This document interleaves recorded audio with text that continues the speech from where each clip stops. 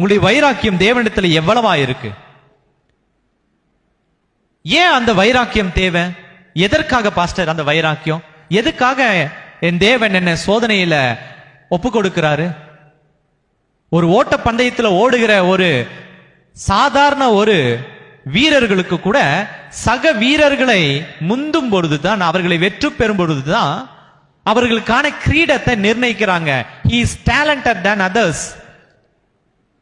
அவன் அவர்களை தோற்கடிப்பது என்பது திட்டமல்ல, அவனை பயிற்சிவித்த அந்த பயிற்சியாளருடைய பயிற்சி எவ்வளவு வலிமையானது என்பது அவனிலிருந்து வெளிப்படுது. ஹல்லேலூயா.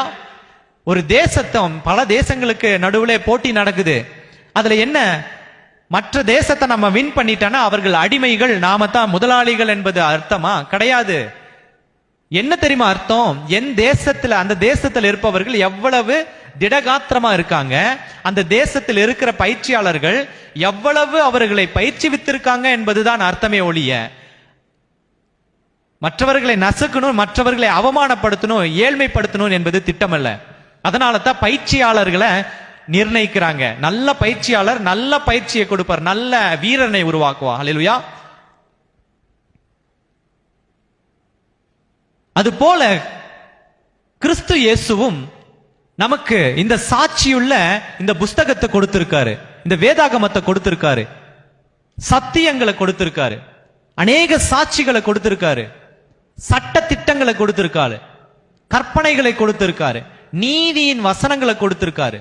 இவை எல்லாம் எதற்காக என்றால், நமக்காக நிரந்தரமாக வைக்கப்பட்டிருக்கிற அந்த இன்ப கானானை நாம் போய் ரீச் ஆகணும், சியோனிலே நாம் தங்கணும்.